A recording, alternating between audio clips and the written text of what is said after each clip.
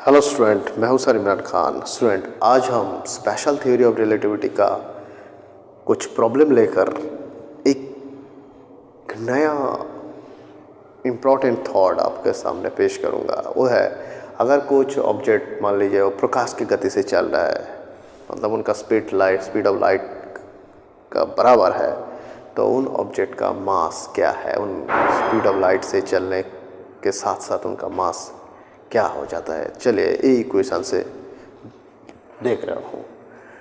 Student, मैंने previous lecture में बताया जो मास कन्वर्सन इक्वेशन, मतलब रिलेटिविटी ऑफ मास इक्वेशन आप जानते हैं, m is equals to m0 by root over of 1 minus v square by c square, आप जानते हैं। जहाँ पर भी m0 क्या है, rest mass of object and and moving mass of object. मान लीजिए एक ऑब्जेक्ट का रेस्ट मास m0 है और m मूविंग मास है, v velocity of object and c speed of light.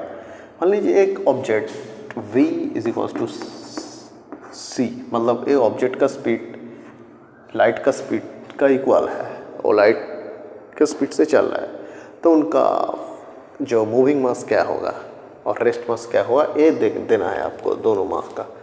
पहले आपको क्या दिया, v की जगह पर c पुट कर दो। देखो m0 by root over of 1 minus v की जगह c, मतलब c square upon c square क्या हो गया,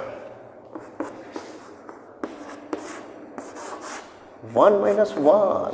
देखो c square by c square, this is 1, मतलब m0 अपॉन 0 और 0 से मल्टीप्लाई कर दो, क्या है m equals to 0, that is m0, मतलब m0 इक्वल्स टू 0। स्टूडेंट, अगर कोई ऑब्जेक्ट प्रकाश की गति से चल रहा है तो उनका रेस्ट मास क्या है, 0 है। ये क्या है, अगर वो प्रकाश की गति से चल रहे हैं तो उनका रेस्ट मास 0 है, मतलब उनका रेस्ट स्टेट में कोई मास भी नहीं है। अगर मास नहीं है तो कोई ऑब्जेक्ट भी नहीं है, अगर ऑब्जेक्ट है तो उनका मास भी है ना। अगर वो जब c स्पीड से चल रहा है तो उनका मास 0 हो गया। एक इंटरेस्टिंग बात है, जब उनका स्पीड प्रकाश के स्पीड से चल रहा है तो उनका रेस्ट मास 0, मतलब वो कोई ऑब्जेक्ट नहीं है रेस्ट स्टेट में। अगर जब उनका स्पीड c है तो उनका मूविंग मास क्या है, देखो ये इक्वेशन से क्या आएगा, तो क्या है, m is equals to infinite होगा ना, अगर 0 यहाँ से नीचे चलाएगा तो इन्फिनिट है, मतलब उन ऑब्जेक्ट का मूविंग मास क्या है, इन्फिनिटी है। एक इंटरेस्टिंग बात है, अगर कोई ऑब्जेक्ट है, वो ऑब्जेक्ट का मास एक तरह से इन्फानाइट होता है और एक तरह 0 होता है, तो उनका एक्चुअल मास क्या है? कोई पूछे तो उनका एक्चुअल मास क्या है, उनका कोई एक्चुअल मास नहीं है।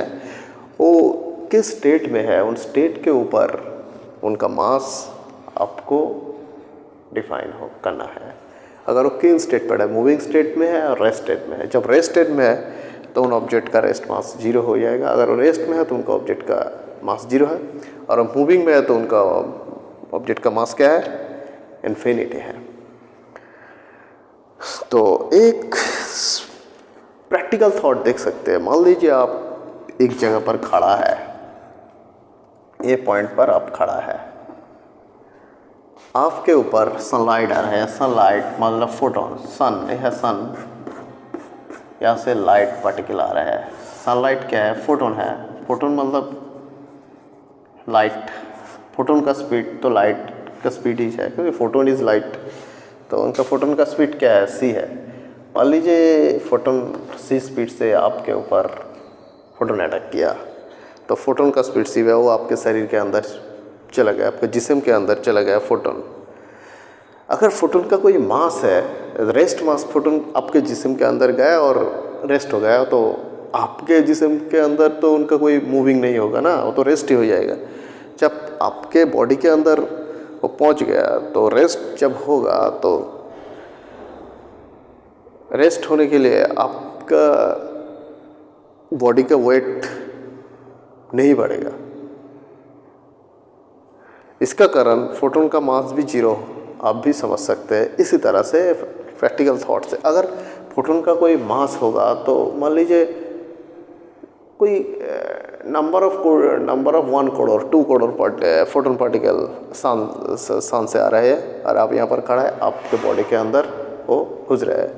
अगर उनका कोई मास है तो टोटल मास अब जब देखो, अगर उनका कोई मास है तो बहुत ज़्यादा हो जाएगा, है ना, क्योंकि बहुत फोटोन पार्टिकल अगर है तो टोटल मास एक ज़्यादा मास होगा। अगर मास है तो आपका बॉडी के अंदर आपका टोटल बॉडी का वेट तो बढ़ेगा, लेकिन अगर आप एक्सपेरिमेंट करें तो आपका वही बॉडी का जो वेट है, बॉडी का वेट नहीं बढ़ेगा।